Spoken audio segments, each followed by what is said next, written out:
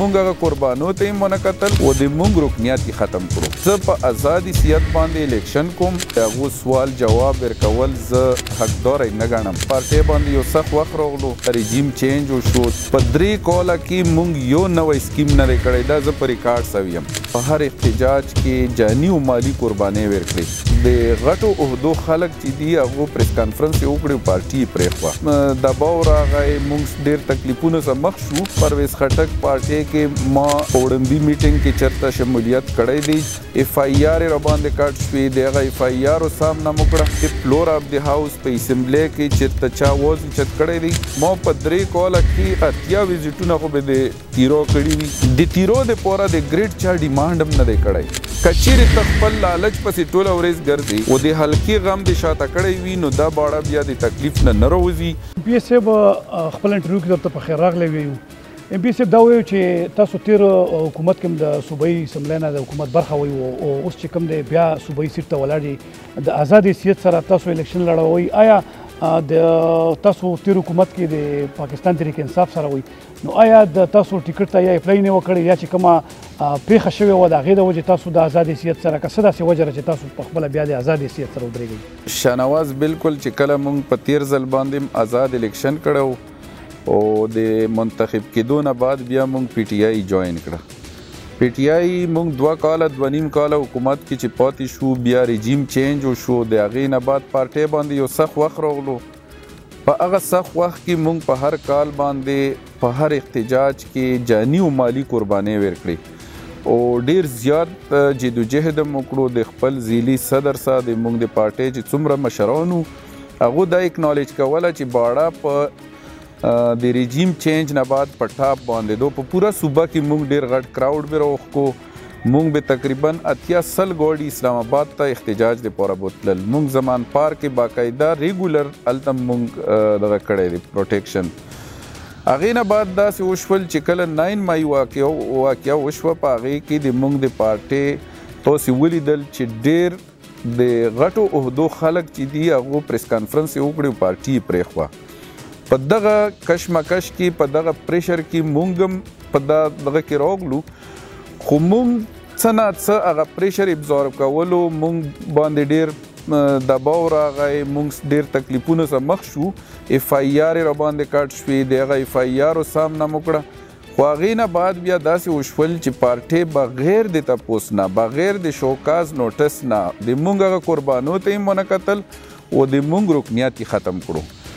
اوس په دغه الیکشن دوران کې مشرانو مونږ سره رابطې هم وکړې او باقاعده لکه په هغې باندې دوی پوه هم شول چې تا پریس کانفرنس نه دی کړی د پارټۍ خلاف، نو ته د مونږ کینډیډیټ دپاره لکه امیدوار کیدای شي. خو بیا ما وویل چې یاره لکه مونږ داسې لکه بغیر تپوس نه مونږ ساک ته نقصان ورسېدو، نو انشاءالله زه آزاد الیکشن به کوم او دا کومو خلکو چې شیطانی کړي وه، کومو خلکو چې غوښتل چې یاره دا د ما ته په ټیکټ کې رکاوټ دی، لکه ما پسې چې کم رنر اف یا نور چې چا ځان لکه حقدار ګڼلو، هغه خلکو پکې ډېر سازشونه وکړل. خو ما دا اراده کړې دو چې انشاءالله په 8 فروری باندې به دغه عوامو د ووټ په طاقت باندې مونږ بیا ښیو خلکو ته چې مونږ که د پارټۍ سه وم، مونږ د پارټۍ منشور منوان په حلقه کې عملي کړی دی. مونږ کرپشن نه دی کړی. هغه خلک چې مونږ د رکنیت د ختمېدو هلې ځلې کولې، هغه په باړه کې ټولو خلکو ته معلوم دي. هغو داغدار دي، هغو کرپشن پریکټیسز کې انوال دي او انشاءالله دا به مونږ ثابتوو. نو زه په ازادي سیاست باندې الیکشن کوم.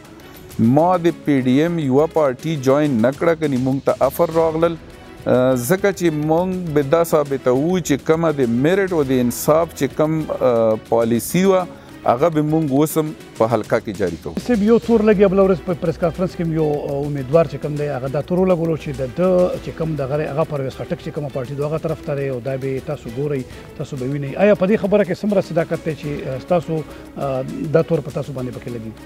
ګوره جي داسې خبره ده چې یو خو مونږ په حلقه کې ماشاءالله داسې کینډیډیټ هم دي چې د هغو سوال جواب ورکول زه لکه حقداره نه ګڼم، ځکه چې د دروغو قرآنونه، طلاقونه او مړه په یو خبره باندې ګوره سیاست خو د رښتیا وشای دی، سیاست د خلکو خدمت چې دی دا یو داسې سړی کولی شي چې هغه داغدار نه وي، هغه ماضي چې دی داغدار نه وي. نو دا خبرې په همدغه سازش باندې خو مونږ خبره وکړه چې خلکو خو دا تور لګولو. آیا پرویز خټک پارټۍ کې ما په وړمبي میټینګ کې چرته شمولیت کړی دی چې هغو دفتر افتتاح وکړه، هغو عهدې تقسیم کړې، هغو باقاعده جلسې وکړې، اوس یې نشانونه الاټ کړل. اما خپل مغه آزاد چې کوم اما چارپای نشانو په دا باندې ما الیکشن ګټلی او هغه د ما به انشاءالله نشان وي. پی ایس ایف توسې ټینیور مونږ ته وکتو چې ډېر کم و او ما خو دوی ډي پي توسې ته ملو شوي دي. آیا په دا کې توسې چې کم کور کړی دی د ای ډي پي نه علاوه چې ته نور داسې فنډونه یا نوره منډه هم کړې ده؟ ای ډي پي خو که یو ځای کې ممبر نه وي سکیمونه یې کېږي، نوره منډه هم کړې ده که نه هم ده کړې. بل یو دا تور هم لګي مونږ ورو با دا حق څه ویو چې دغو ډېر کور چې کم دی دا د خپل چې کم اقربا پروري کړي او یا خپل قوم یا خپل خلک یا خپل نسکیر خلک هغو ته یې کړي، په دا کې څومره صداقت دی؟ ګوره جی که ته صرف سالانه ای ډي پي ته په انتظار شي او ویې چې په دا ای ډي پي کې مو کم شیر رسیږي، د مونږ سالانه ای ډي پي چې کومه مخکې نه روانه ده د قبایلو 24 بلین کې، دا کې تقریبا په 3 کاله کې مونږ یو نوی سکیم نه دی کړی. دا زه په ریکارډ سوی یم. کم سکیمونه چې په پیر میله په شلوبر په تیرا کې روډونه شروع دا فنډ مونږ هغې ته وښکلی و چې یاره سالانه کم فنډ به راتلو، هغه په روډ سیکټر کې و، هغه که په نورو محکمو کې و، هغه 3-4 کاله په ریکارډ څه زه ته څوک یې ثابتولی نه شي چې په ای ډي پي کې مونږ نوی سکیم کړی. کم چې ای آی پي سپیشل فنډ و په هغې کې بیا دا وه چې څومره یو ممبر تکړه وی خپلې حلقې ته یې څومره ډېر شیر راوړي وی. لکه زه ته ویلی شم باړې ته مونږ په خیبر کې لکه 2 تحصیلونه مونږ سره نورم دي باړه ځان له دو، خو تقریبا 80-90% فنډ مونږ باړې ته راوړی. بیا د اورګزو د باجوړ د نورو حلقو په نسبت باندې د نورو ضلعو په نسبت باندې په روډ سیکټر کې مونږ باړې ته د ټولو نه زیات فنډ راوړی دی. ډیګري کالجز په ایجوکیشن کې مونږ 2 کالجونه راوړي دي.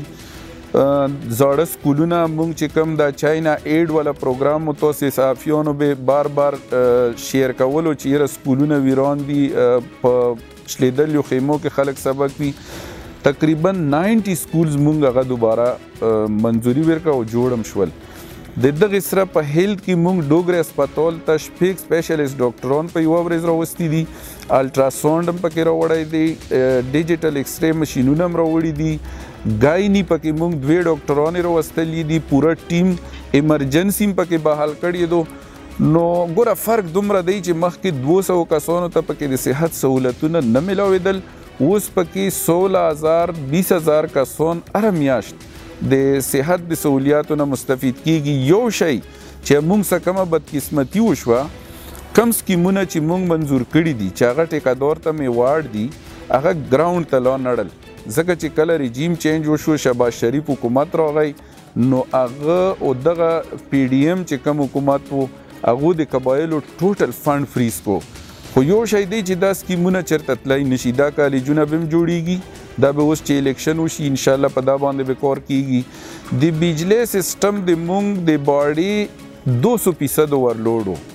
یو فیډر داسې نه و چې هغوی به نمبر یې نه کولې 3 ورځې او لکه په نمبر به بجلی چلوله. مونږ هر فیډر سره یو نوی فیډر ولګولو. د مونږ د اکاخیلو سیټ ته 4 نوي فیډر یې مونږ ولګولې. د باډي ګریډ کې ټرانسفارمر ریپلیس شوې، لکه کیپیسټي زیاته شوه او یو نوی ګریډ مونږ باړه کې بل منظور کړی دی، اوس یې سیکشن 5 هم ولګېدو. دلته په ځمکه ورته ډي سی دغه کړه. د تیرو دپاره د ګریډ چا ډیمانډ هم نه دی کړی، هغې ته مونږ ګریډ منظور کړو. په ای ډي پي کې باقاعده په کتاب کې ریفلیکټ دی. هغه ایشوز چې په باړه کې د 40-40 کالو نه کرانیک ایشوز وو، لکه هغه بالکل پیچیده شوي وي، هغه ایشوز مونږ انشاءالله چې حل کړل. په روډ سیکټر کې مونږ د اربونو روپو فنډ وړی. ګوره یو خو دا خبره دو چې که خلک دا توقع ساتي چې په 2 کاله 3 کاله کې به یو ممبر ما ته د 80 کالو ټوټل 100% مسالې حل کړي. خو زه دا ویلی شم چې لکه ګوره زه هره شعبه مونږ ته چې میلاو وه، که ایجوکیشن وو ویران وی جوړ پروت وو، که روډ سیکټر وو، د مونږ د ایریګیشن سیسټم دا مخکې ممبر چې ته سوچم نه کولو چې په ایریګیشن کې به هم زه ډیمانډ کوم.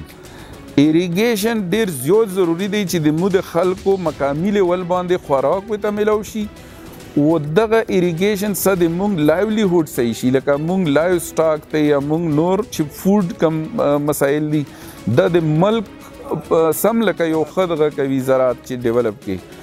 په ایریګیشن کې د مونږ د باړه ریور کینال یعنی سپیرا ډیم و هغه چې کم کینال سیستم مو دا په 74 کې په 4-5 کروڑ روپے جوړ شو. هغې نه بعد په دا باندې داسې صحیح کار نه وشو. اوس هغه پوره سیستم مونږ رینیو کړو. د ډیم ګیټونه هم نوي کړل, د پوره نیرم نوی کو, څومره ماینرز دي مخکې کچو اوس هم پاخه کړل چې څومره ویلي دي د پټو دا ټولو منظوري شوي دو. لکه اوس بعضې باندې کور روان دی د مونږ د اکاخیلو سیټ ته تقریبا تر سنځل خیلو پورې به دا ټول کنکریټ کیږي. کچیرې دا کنکریټ مکمل شي, دا اوبه په گیج برابر شي, نو دا اوبه به ضایع کیږي نه, دا به پټو ته میلاویږي. ګوره ته به د علاقې یو اجتماعي کار باندې فوکس کوي چې هر سړي ته یې فایده رسیږي. مونږ په دا شي باندې کار کړی دی چې باړه مونږ د نورو تحصیلونو د نورو ضلعو برابر راولو و انشاءالله چې دا کم پروجیکټس مونږ منظور کړي دي و دا پکې ډیولپ شي نو باړه به ډیره مخکې راشي. ایم پی سی اخیری یو پوښتنه کوو چې بلکې دغه ویو چې د ووټر له د بورډۍ چې کوم ووټر دی کوم خلک دي دغه له څه پیغام ورکوي, څه پیغام ورته جاري کوي؟ یو وروستو ټینیور د اسمبلی کې هم تېر شو, تجربې نه ووتې, څه پیغام ورکوي؟ ګوره د باړې خلکو ته زه دا پیغام ورکوم چې مخکې مونږ نمایندګان لګلي دي د هغو سره د مونږ پرفارمنس کمپیر کړي چې آیا د باړې په ایشوز باندې فلور اف د هاوس په اسمبلی کې چېرته چا آواز اوچت کړی دی یا د باړې چې کم مسایل دي په هغو باندې څوک آواز جوړ شوی دی یا چې تو کم ایسیډس دي رایټس دي تو هلته کم وسایل تقسیمیږي په هغې کې توله پوره حصه راوړې دو. کچیرې دای راوړي وای اوس به باړه دومره تکلیفونو سره مخ نه وای. آینده دپاره چې ته کم کینډیډیټ لګې نو اما د ووټرز نه دا خواستی چې ووټ ته په ډیر سوچ سمج سره استعمال کړي. یو خو په ظاهري یا په نارې بازي باندې یا په داسې سازشي نارو باندې چې هغه د علاقې دپاره په ظاهره خو تو ته یو ښه دغه ور واچوي خو پټ په هغې کې ډېر مصیبت او دغه پټ وي یا د نورو خلکو په دغه باندې وي. نو زه ویم چې حقیقي نماینده لیګل پکور دي باقاعده د باډي ووټرز د په دا باندې سوچ وکړي چې هغه پسمانده علاقې چې په دا 20 کاله کې ممبر وزټ نه و کړی. ما په 3 کاله کې 80 وزټونه خو به د تیرو کړي وي د تیرو خلکو چې کم کم ځای کې مسایل وو. بل ګوره بعضې خلک نوي راوځي هغه د حقیقت نه خبر نه دي. ترقیاتی سکیمز یا دا ایشوز چې کوم د مو د حل کی وو دا هلته کې تو ته پراته نه دي چې ته ویر شي. دا پسې محنت لګي, دا د تو دلیل لګي, دا د تو فالو اپ لګي. کچیرې ته خپل لالچ پسې ټوله ورځ ګرځې و د حلقې غم د شاته کړی وي نو دا باړه بیا د تکلیف نه راوځي. نو زه دا خواست کوم چې ووټ استعمال کو او په ګڼ اکثریت څه په 8 فروری باندې راووځو او حقدار سړي ته ووټ ورکړو. ډیره مننه. موږ سره سابقه ممبر د صوبایي اسمبلی محمد شفیق افریدی او هغه خبرې تاسو واورېدې او هغه چې کوم پیغام و هغه تاسو ته جاري کړو. موږ د دې ډیره مننه کوو. ډیره مننه. مهرباني جي تاسو مننه.